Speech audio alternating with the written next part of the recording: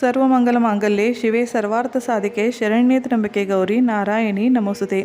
ಸಂಕಷ್ಟ ಚತುರ್ದಶಿಯ ಹಾರ್ದಿಕ ಶುಭಾಶಯಗಳು ಎಲ್ಲರಿಗೂ. ವಿಘ್ನೇಶ್ವರನ ಕೃಪೆಯಿಂದ ಎಲ್ಲರ ಜೀವನದಲ್ಲಿಯ ವಿಘ್ನಗಳು ನಾಶವಾಗಲಿ ಅಂತ ಪ್ರಾರ್ಥಿಸ್ತೀನಿ. ಗಣಪತಿಗೆ ಮಕ್ಕಳು ಅಂದರೆ ತುಂಬ ಇಷ್ಟ. ಗಣಪತಿಗೆ ಬುದ್ಧಿಯ ದೇವರು ಅಂತಾರೆ. ಮಕ್ಕಳು ಬುದ್ಧಿವಂತರಾಗಲಿ, ಶೈಕ್ಷಣಿಕ ಕ್ಷೇತ್ರದಲ್ಲಿ ಮುಂದೆ ಹೋಗಲಿ ಅಂತ ಗಣಪತಿಯ ಆರಾಧನೆಯನ್ನು ಮಾಡ್ತಾರೆ. ಮಕ್ಕಳಿಂದ ನೀವು ಗಣಪತಿಯ ಪೂಜೆ ಮಾಡಿಸಿದರೆ ತುಂಬಾ ಒಳ್ಳೆಯದು. ಇಲ್ಲ ಅಂದರೆ ತಂದೆ ತಾಯಿ ಯಾರಾದರೂ ಗಣಪತಿಯ ಸೇವೆ ಮಾಡಿ ಅದರ ತೀರ್ಥವನ್ನು ಮಕ್ಕಳಿಗೆ ಕುಡಿಸಬೇಕು. ಇದರಿಂದ ಬುದ್ಧಿ ತೀಕ್ಷ್ಣವಾಗುತ್ತೆ.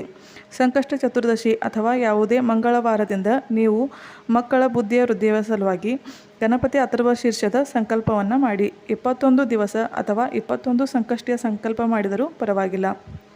ಸೇವೆಗೆ ಕೂಡುವಾಗ ಗಣಪತಿಯ ಮೂರ್ತಿಗೆ ಅಭಿಷೇಕವನ್ನು ಮಾಡಿ ಧೂಪದೀಪ ಬೆಳಗಿಸಿ ಗರಿಕೆ, ಕೆಂಪು ಹೂವು, ಕುಂಕುಮ ಹಚ್ಚಬೇಕು. ನೈವೇದ್ಯ ತೋರಿಸಬೇಕು. ಒಂದು ಲೋಟದಲ್ಲಿ ನೀರನ್ನು ಇಟ್ಟುಕೊಂಡು ಬಲಗೈಯ ಮಧ್ಯದ 3 ಬೆರಳುಗಳನ್ನು ನೀರಿನಲ್ಲಿ ಮುಳುಗಿಸಿ ಗಣಪತಿ ಅಥರ್ವ ಶೀರ್ಷದ ಪಠನೆಯನ್ನು ಮಾಡಬೇಕು. ಈ ತೀರ್ಥವನ್ನು ನಿಮ್ಮ ಮಕ್ಕಳಿಗೆ ಕುಡಿಸಿದರೆ ಬುದ್ಧಿ ತೀಕ್ಷ್ಣವಾಗುತ್ತೆ, ಜ್ಞಾಪಕ ಶಕ್ತಿ ಕೂಡ ಹೆಚ್ಚಾಗುತ್ತೆ. ಇವತ್ತು ಸಂಕಷ್ಟ ಚತುರ್ದಶಿ ಇದೆ.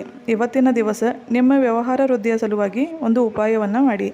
ಸ್ವಲ್ಪ ಹೆಸರು ಕಾಳನ್ನು ತೆಗೆದುಕೊಂಡು ಗಣಪತಿಯ ಮಂದಿರಕ್ಕೆ ಹೋಗಿ. ಗಣಪತಿಯ ಮುಂದೆ ಈ ಹೆಸರು ಕಾಳನ್ನು ಇಟ್ಟು ಕೈ ಮುಗಿದು ನಿಮ್ಮ ವ್ಯಾಪಾರ ವೃದ್ಧಿಗಾಗಿ ವಿನಂತಿಯನ್ನು ಮಾಡಿಕೋಬೇಕು. ಮಂದಿರದಲ್ಲಿಯೇ ಕುಳಿತು 108 ಸಲ ಗಣಪತಿಯ ಮಂತ್ರವನ್ನು ಅನ್ನಬೇಕು ಅಥವಾ 1 ಸಲ ಗಣಪತಿಯ ಸ್ತೋತ್ರವನ್ನು ಅನ್ನಬೇಕು. ಓಂ ಗಣಪತಿಯೇ ನಮಃ ಅಥವಾ ಓಂ ವಿಘ್ನೇಶ್ವರಾಯ ನಮಃ ಯಾವುದಾದರೂ ಮಂತ್ರವನ್ನು ಜಪನೆ ಮಾಡಬೇಕು.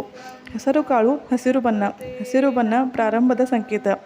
ಪ್ರಥಮ ಪೂಜಾ ಗಣಪತಿಗೆ ಹಸಿರು ಹೆಸರು ಕಾಳನ್ನು ಈ ದಿವಸ ಅರ್ಪಿಸಿದರೆ ನಿಮ್ಮ ವ್ಯವಹಾರದಲ್ಲಿ ಪ್ರಗತಿ ಖಂಡಿತವಾಗಿಯೂ ಆಗುತ್ತೆ. ಶುಭವಾಗಲಿ. ಬೈ. Take care.